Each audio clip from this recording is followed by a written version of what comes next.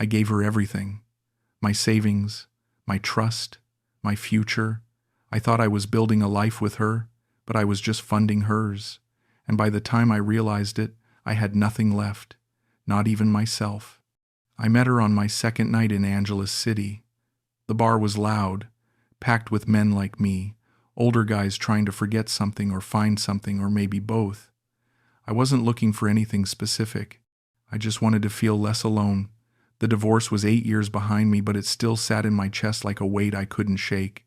My ex-wife took the house. I took the silence. Fair trade, I guess. When I retired from the factory in Indiana with my pension and savings, everyone told me to travel, to live a little. So I booked a flight to the Philippines. Everyone said it was cheap, warm, friendly. They didn't mention it would change everything. She walked up to my table around 11. Most of the other girls had already tried, but I'd waved them off politely. I wasn't really in the mood, but she was different. She didn't sit down right away. She just stood there and said, "You look sad. Are you okay?" I looked up at her and something in her eyes made me answer honestly. "Just tired," I said. She nodded like she understood and asked, "Can I sit?" I said yes. Her name was Maricel. She was 24, from Cebu, and she had this way of looking at me that made me feel like I mattered.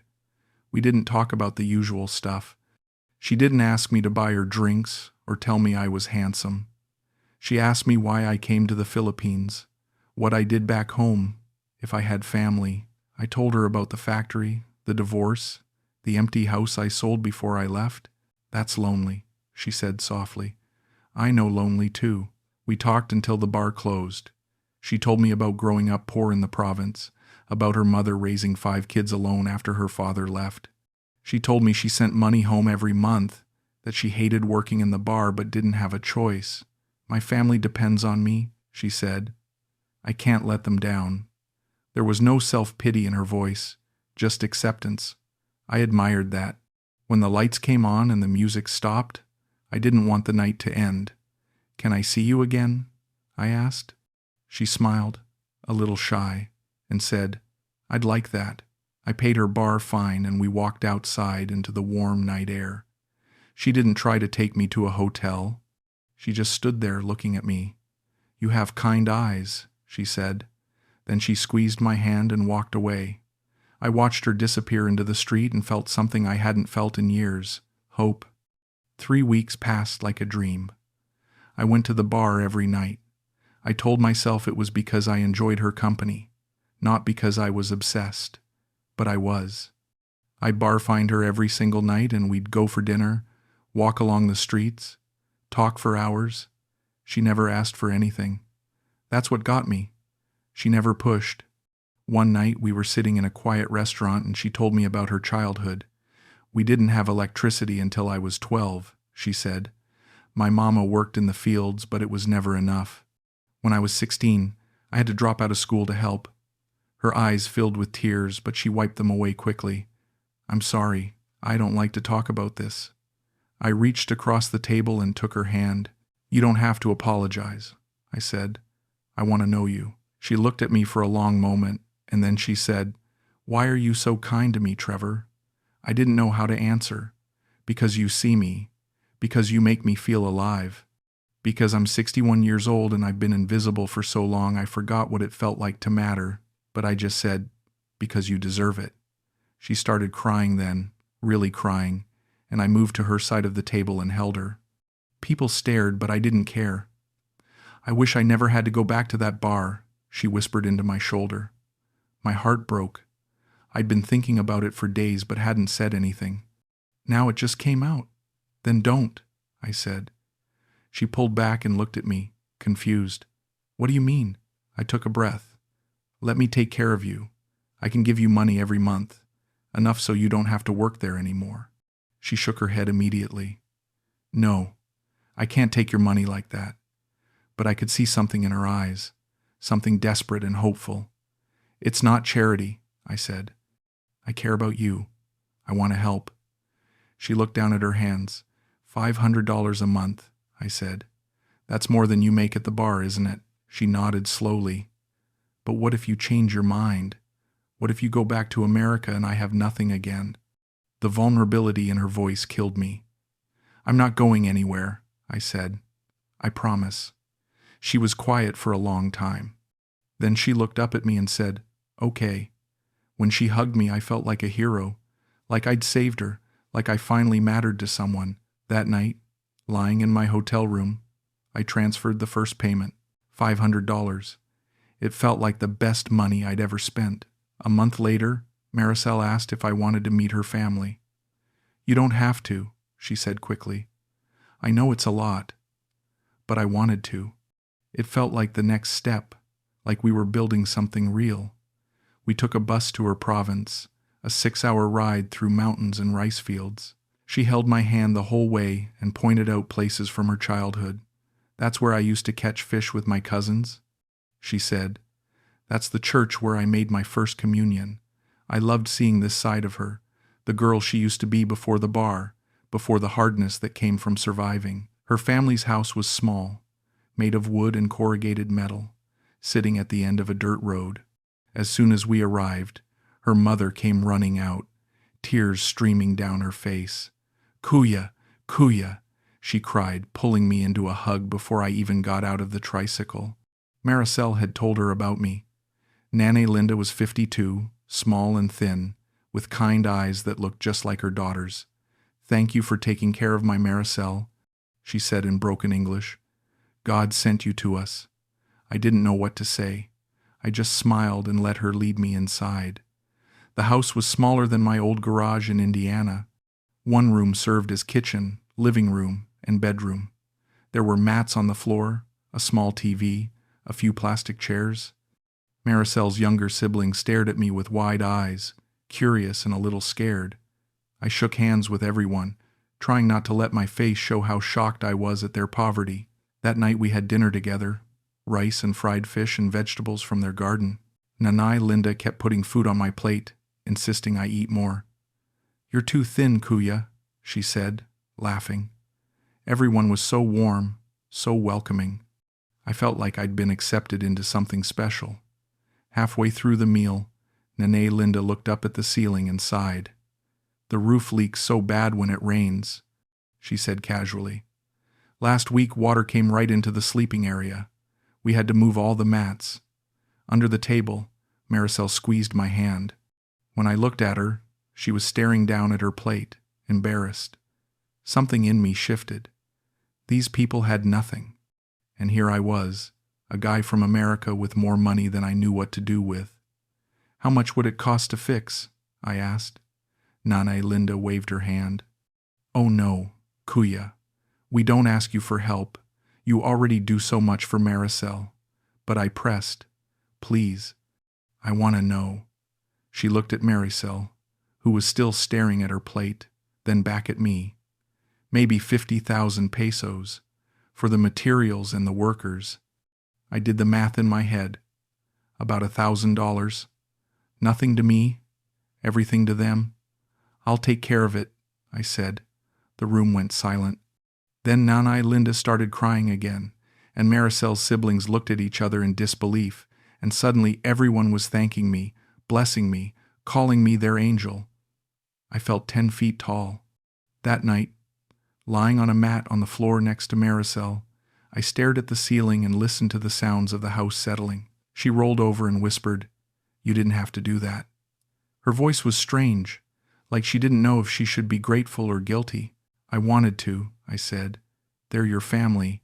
That makes them important to me." She was quiet for a moment. Then she said, "You're too good, Trevor. I don't deserve you." I pulled her close. "Yes, you do," I said. But somewhere deep in my chest, something felt off. I couldn't name it, so I ignored it. 2 weeks after the roof was fixed, I was sitting in Maricel's family's yard when her older brother approached me. Kuya Ramon was 29, thin and restless, always smoking cigarettes and pacing. Maricel had told me he'd been out of work for a year, that he was trying to find something but opportunities were scarce. "Hey, Kuya Trevor," he said, pulling up a plastic chair next to mine. "Can I talk to you?" Maricel had gone to the market with her mother. It was just me and him. "Sure," I said, though something about his energy made me nervous. He smiled, called me brother, offered me a cigarette. I declined.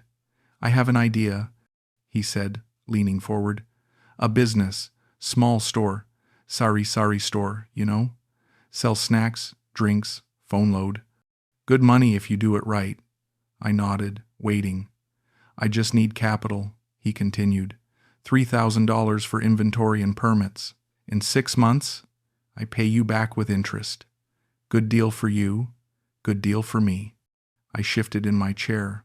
$3,000 wasn't nothing, but it wasn't a fortune either. Still, something about the way he was looking at me made me uncomfortable. Let me think about it, I said carefully. His smile tightened. Sure. No pressure, Kuya. When Maricel came back, I didn't mention it. But that night, Ramon texted me. I know my sister loves you.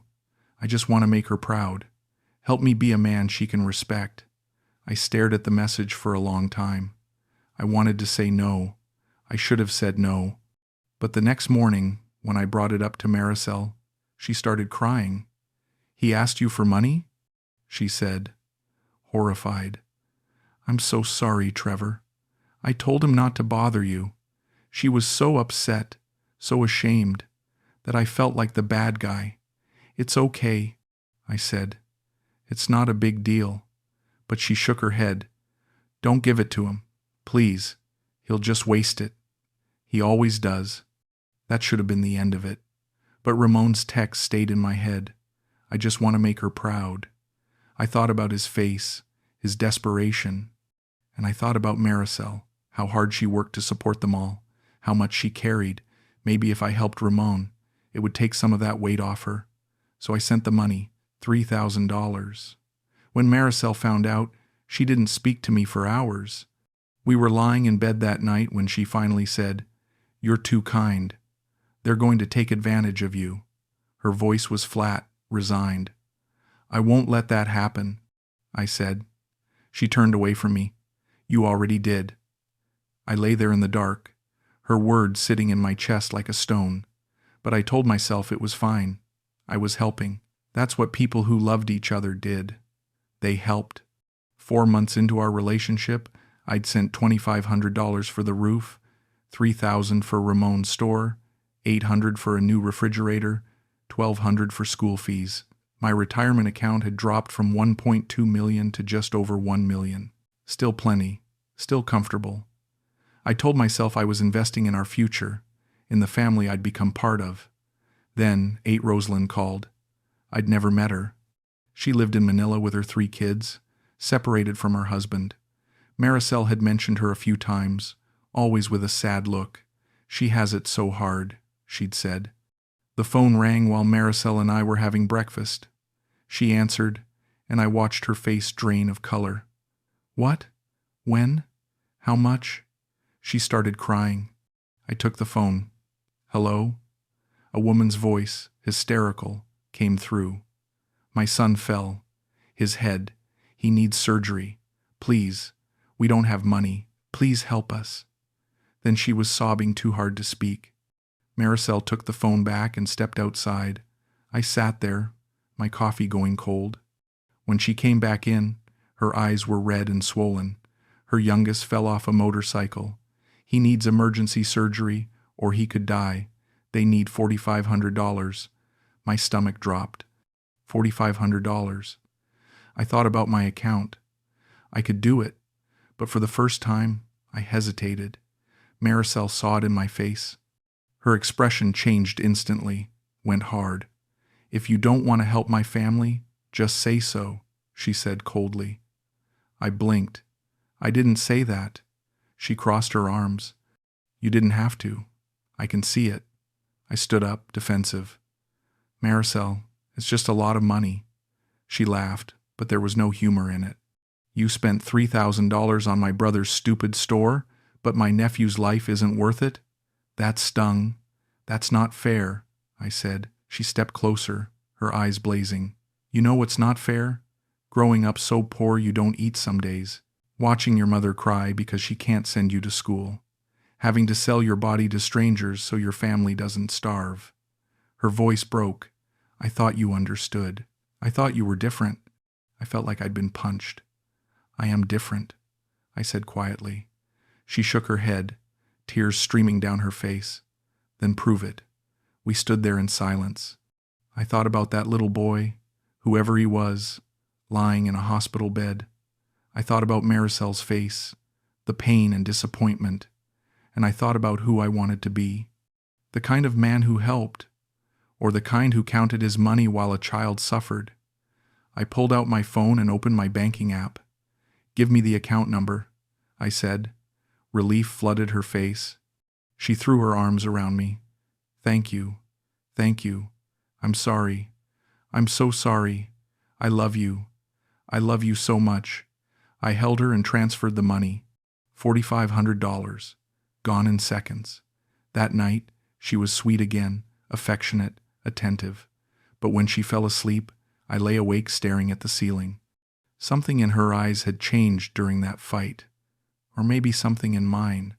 For the first time since I met her, I felt used. I met Dave at a coffee shop near my hotel. He was 64, from California, been living in the Philippines for 12 years. Married to a local woman, had 2 kids, seemed happy. He'd struck up a conversation with me a few weeks earlier and we'd exchanged numbers. Let's grab a beer sometime, he'd said. I finally took him up on it. We met at a quiet bar, away from the tourist areas. He asked me how things were going. Good, I said. Really good, actually. I met someone. He smiled. Filipino girl? I nodded. Maricel. She's amazing. We're building something real. Dave took a sip of his beer, choosing his words carefully.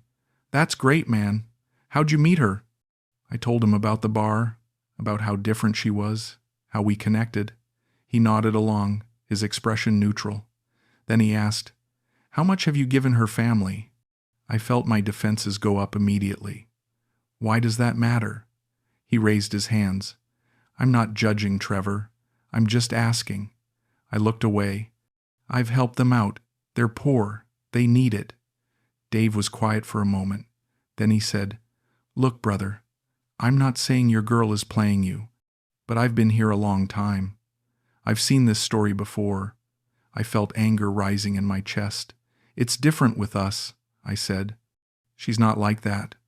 Dave sighed. They all say that, man. Every guy who comes here thinks his girl is different, and maybe she is, but you need to protect yourself. Keep your money separate. Don't send everything you have. I stood up. I didn't ask for your advice. He looked up at me, concerned. Trevor, sit down. I'm trying to help you. But I was already leaving. I don't need your help, I said. You don't know her. You don't know us. That night, I told Maricel what Dave had said. I expected her to laugh it off, to tell me not to worry. Instead, she started crying. Everyone thinks the worst of us, she said. They see a Filipino girl with a foreigner, and they think she's a gold digger. They don't know me. They don't know what we have. I held her, feeling guilty for even bringing it up. I know, I said. I told him he was wrong. She pulled back and looked at me, her eyes searching mine. Do you believe him? The question caught me off guard. No, I said. I trust you. She nodded slowly. Good, because people like him, they want to destroy what we have. They're jealous. He's probably in a bad marriage and can't stand seeing someone happy. I thought about Dave, his kind face, his genuine concern, but I pushed it away. Maricel was right. He didn't know us. I stopped answering his messages. A few weeks later, I saw him at the same coffee shop. He waved. I pretended I didn't see him and walked the other way. Looking back now, that was the moment I chose to be alone in this. That was the moment I cut off the only person trying to save me. 9 months after I met Maricel, my savings account had dropped from $1.2 million to $680,000. I'd sent money for the roof, the store, the refrigerator, school fees, Rosalind's son's surgery, a motorcycle for Ramon, a computer for one of the younger siblings, repairs to the house, medical bills for Nane, Linda's diabetes, and a dozen other things I'd lost track of. I told myself it was fine. We were building something. Maricel had moved in with me. We talked about marriage. I was happy. Then she got the call. I was in the shower when I heard her scream. I ran out, water dripping everywhere, and found her on the floor, sobbing into her phone. "What happened?"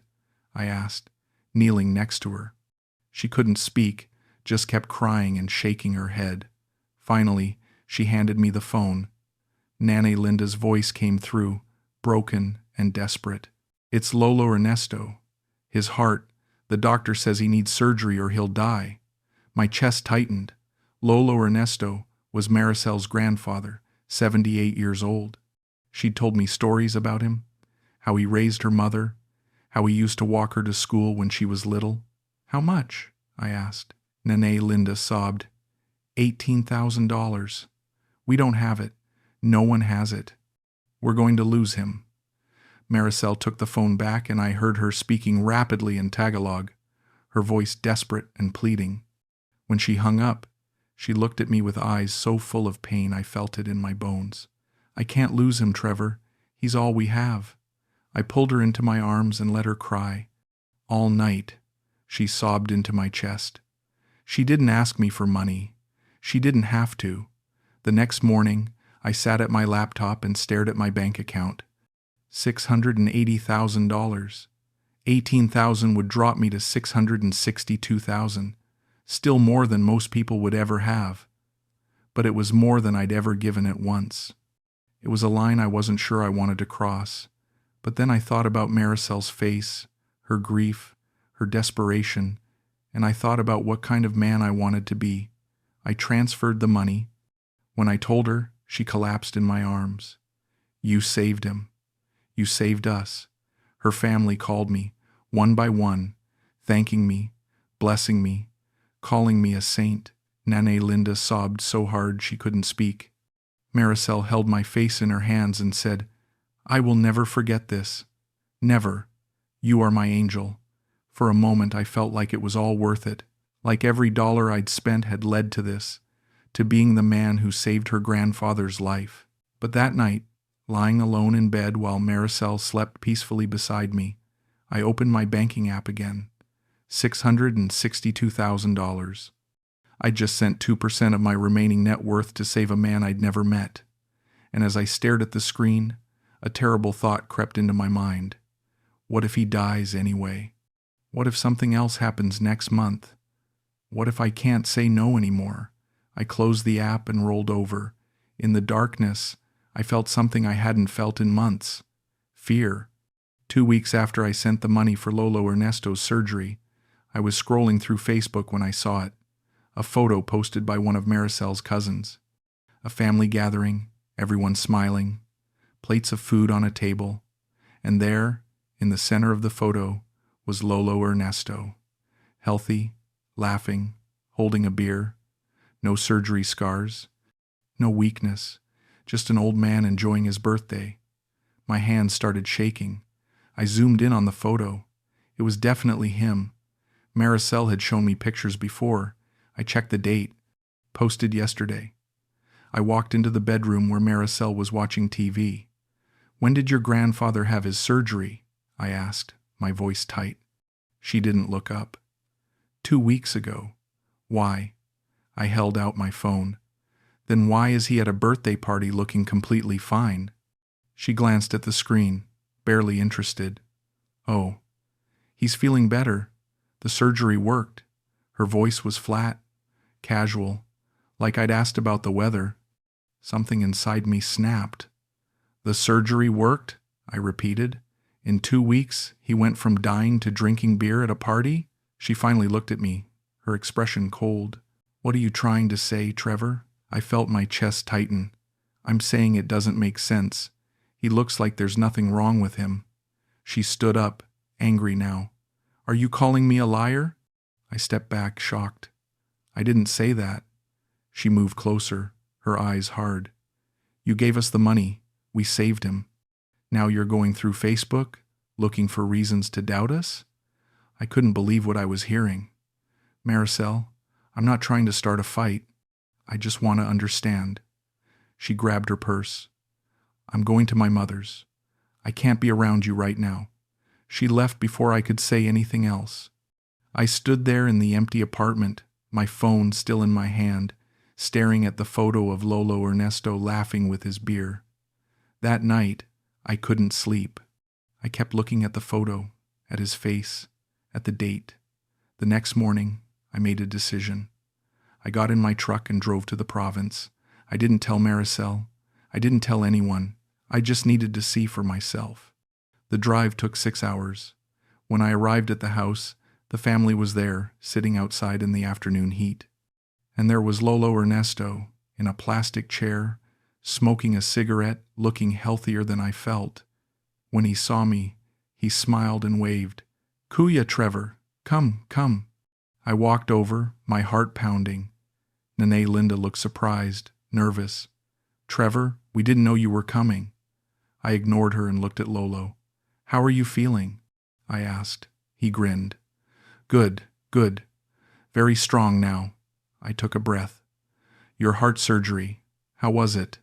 He looked confused. "Surgery?" He glanced at Nene Linda. "No surgery. Just check up in Manila. Maricel's boyfriend paid for it. Very expensive, but no surgery." Maricel's boyfriend. The words echoed in my head. Not husband, not partner, boyfriend, like I was temporary, like I was just the guy paying for things. I felt the ground shift under me. "What did the checkup cost?" I asked quietly. Lolo shrugged. "I don't know. Maybe $2,000? Maricel took care of it. 2,000, not 18,000. I'd sent $18,000 for a $2,000 checkup. I stood there, unable to move, unable to speak. Nene Linda touched my arm. "Trevor, why don't you sit down? You look sick." I pulled away. "Where did the rest of the money go?" She looked at the ground. "I don't know. You have to ask Maricel. I got back in my truck and sat there for an hour. I couldn't drive. I couldn't think. I just stared at the cracked dashboard, watching everything I'd believed unravel in my mind. Every tear, every emergency, every "I love you." It had all been a lie. Not a lie, maybe, but not the truth either. She'd never said Lolo needed 18,000. She'd just cried and let me assume. She'd let me play the hero while she pocketed the difference. I drove back to Angeles City in silence. When I got home, Maricel was there, packing a suitcase. She didn't look at me. "Where are you going?" I asked. She zipped up the bag. "My mother's." I waited for an explanation, an apology, something. But she just picked up the suitcase and walked to the door. "Maricel," I said. She stopped, but didn't turn around. "I'm sorry," I said. And I was. Sorry for being so stupid. Sorry for believing. Sorry for becoming this. She opened the door and left without a word. She didn't come back that night, or the next night, or the night after that. On the 4th day, I accepted she wasn't coming back at all. I sat at my laptop and did something I should have done months ago. I added it all up. The roof, $2,500, Ramon's store, $3,000, the refrigerator, $800, school fees, $1,200, Rosalind's son's surgery, $4,500, Ramon's motorcycle, $1,500, the computer, $800, house repairs, $2,000, Nene Linda's medical bills, $3,500, Lolo's surgery, $18,000, and a dozen other things I'd forgotten. Gifts, cash, emergencies. It came to $127,000. In 10 months, I'd given away $127,000. I stared at the number until it stopped making sense. Then I closed the laptop and went to see a lawyer. Attorney Ramos had an office in a small building downtown. He was 45, professional, with tired eyes that had seen every scam in the book. I told him everything. He listened without interrupting. When I finished, he leaned back in his chair. "Do you have receipts?" he asked. I shook my head. "Contracts? Written agreements that these were loans?" "No. Text messages where she promised to pay you back? I thought about it. Every time I'd sent money, she just said thank you, love you, you're amazing. Never once had she promised repayment. Then legally, Attorney Ramos said, you gave her money, gifts. She owes you nothing. I felt something crumble inside me. What about fraud? She lied about her grandfather's surgery. He sighed. Can you prove she lied? Can you prove she knew the real cost? Can you prove intent to deceive? I couldn't. Then you have no case. I leaned forward. So she just gets away with it? He looked at me with something like pity. Gets away with what, Mr. Trevor? Being a good actress? Making you feel needed? You sent the money willingly. You made the choice every time. His words hit me like a physical blow. Because he was right. Every single time, I'd made the choice. I'd seen the red flags. Dave had warned me. Maricel herself had warned me.